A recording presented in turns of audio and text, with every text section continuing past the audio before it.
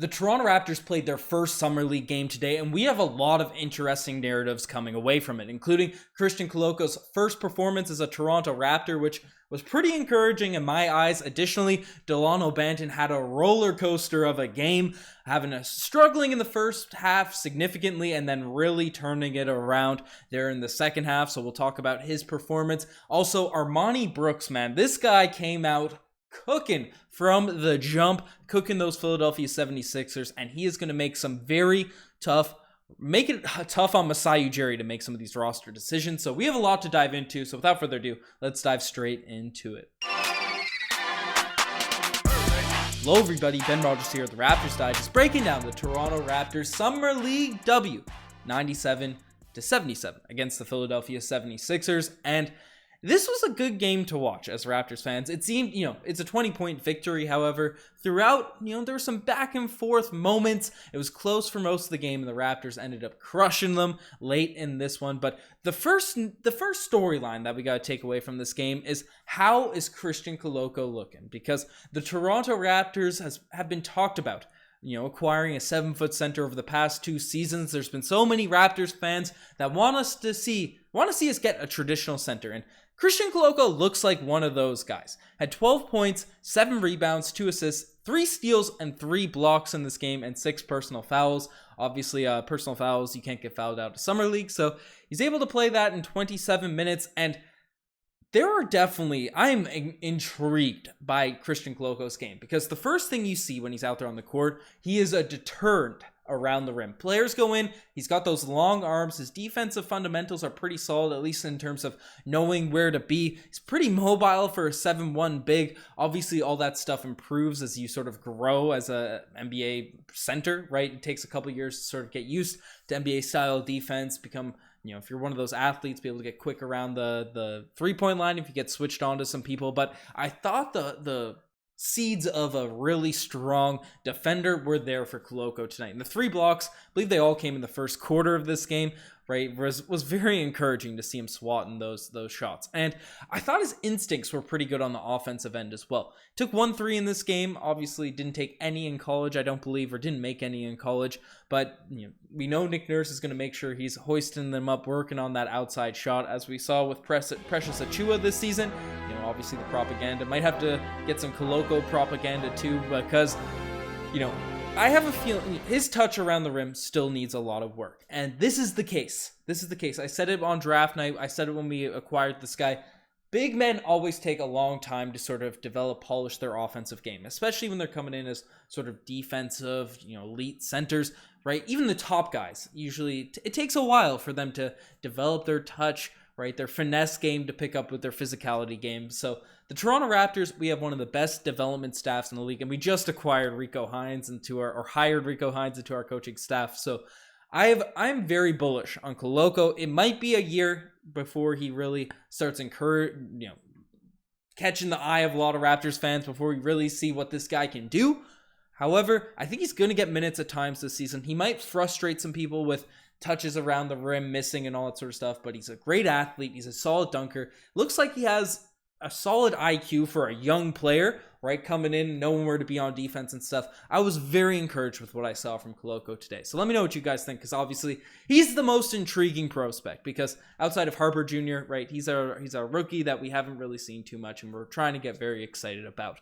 But one guy we have seen play for the Toronto Raptors squad is Delano Banton, who we got the full Delano Banton experience tonight. He had 21 points, 7 rebounds, 5 assists, filling up the box score and all that sort of stuff.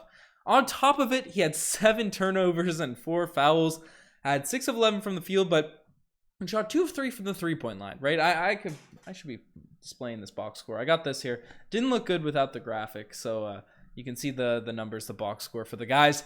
But Delano in the first half had a lot of Raptors fans shook. I saw some tweets, I saw some Reddit posts just saying, oh, maybe we won't guarantee his contract, this, that, and whatever. And then in the second half, he really turned around those narratives. But this is the thing about Delano Banton, and we saw it last year for stretches. He looks phenomenal when he is engaged, playing high-level defense, moving out there all around the court, staying in control of himself. right? Delano Banton has certainly flashed that level of potential. That's why we ended up having to bench Dragic, and that's why he went to Slovenia or wherever he went home when he was on our team, back to Slovenia, then straight to Miami, because Delano Banton stole his roster spot. That's just what happened, right? And then he obviously started to struggle in the second half. It might be it's a bit of a rookie wall occasionally. I thought it was a bit of a confidence thing as well, right? The 3-point shots weren't going down. Teams were camping in 2-3 zones, and he just really couldn't get his game going that much at times. But, it's Delano just gets a little bit lethargic at moments and then doesn't really assert himself. And then, he'll be passive on a bunch of possessions and he'll say, oh, I haven't really done much. So he'll force a shot. Right, that's when Delano Banton is sort of at his, showing off his youth, right? Showing off his inexperience and sort of stuff. He was a raw player when we drafted him last season, but when he's aggressive and playing within himself, right, playing fast but not playing rushed, Delano Banton can do all these sorts of things. So, we got the full Delano experience. The 2 threes he hit in the third quarter were pretty encouraging. One of them was at the end of a shot clock, and the other one was pretty smooth when he was looking confident. But if Delano Banton can start knocking down the 3-point shots this season, so teams just don't camp in his zone when he's out there on the court, he's going to be an asset no matter how long it takes for him to develop, the rest of his game, right? But he's a willing passer, right? But the 7 turnovers, that's tough. But this is just what happens in Summer League. But the guy that we got to talk about, the guy that we have to discuss, the guy that we really have to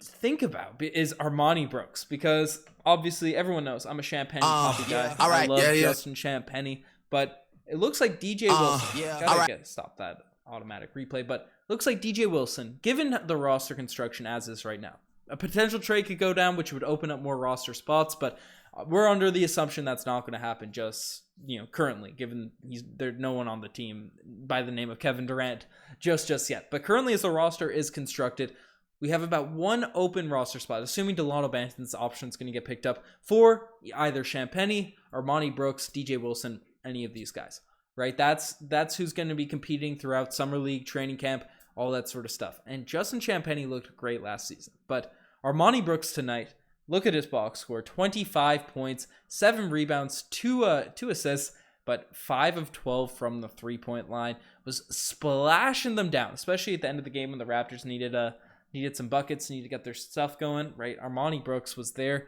to get some buckets. And at the start of this game, right, hit a bunch in the first quarter to bring the Raptors sort of start their first run and then help them end their last one. And obviously Justin Champagnie couldn't play in this one. DJ Wilson struggled. There's no other way to put it. He struggled in this game. I still am encouraged by his defense, his mobility, and all that stuff for a big man. But 6 points, 6 fouls, 2 turnovers, and 2 of 9 from the field. Not the greatest performance from DJ Wilson. I'm high on the guy, but Wilson, Armoni Brooks, and Champagnie, they're all fighting for those minutes, or for the roster spot at this point. Now, would I rather see an Armoni Brooks and Champagnie make the roster over a certain Svi Mykhailiuk? Yes, that is the case. That is my opinion at this point. Now, Svi does have potential himself, a young guy himself. I'm surprised they don't have Svi in the Summer League right now, but he has a guaranteed contract. He picked up his player option. That open roster spots coming from Armoni, coming from Champagnie, and Armoni's going to make it tough. Armoni's going to make it tough. I know we talked about, or I talked about earlier in the summer that, kind of forgetting about Armoni Brooks, forgetting he was on the squad. He struggled from the 3-point line with us throughout last year's regular season, but that shot obviously looks smooth. If that is hitting on all cylinders in Summer League, training camp, and preseason, Champagnie's going to have to watch out, right? Obviously, his rebounding, his 3-point shot himself, his defense is something I really like, but Armoni Brooks has a lot of talent there. And Nick Nurse sort of said he's looking at guys that can potentially play a role on this squad. So it's going to be interesting. It's going to be interesting, to say the least, what ends up happening for the Toronto Raptors. And just to discuss the rest of the players that played in this one, Ron Harper Jr. hit a couple of shots, hit a 3, hit a weird floater thing from the side, had 9 points. 2 steals, 5 rebounds, 4 turnovers, right? Didn't set the world on fire by any means, but didn't struggle immensely. So we'll more to be seen by Ron Harper Jr. I thought his defense was going to be a little bit more just impactful, like visually just there. But I did get a couple steals, but I want to see more from Ron Harper Jr. My verdict is I didn't see much of him in college besides a few highlight tapes, after he was drafted by us, obviously. And then, I want to see more from Harper Jr. before I'm sold one way or the other. As mentioned, Wilson struggled in this game. Doughton looks like another guy that could. Nick Nurse brought up how the Raptors going to be looking at him, taking a serious look at him. I think by all accounts he's likely going to be a 905 guy if we're impressed by him. But he had 13 points in this game, 9 assists, 0 turnovers, right?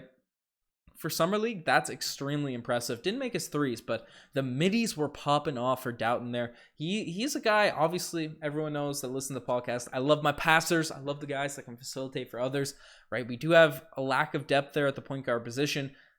Just keep an eye out. Keep an eye out for Doughton. I'm not saying he's going to be competing with Brooks or Champagnie, but just keep an eye out for him. Karutz also looked pretty solid. The question marks weren't really on his playing ability, but the off the court stuff. But hey, he came out here and played well for this squad. 6 points, 3 steals, 3 rebounds. Box score is not going to light you on fire, but I thought he played well just from the eye test. And David Johnson only got 16 minutes in this one.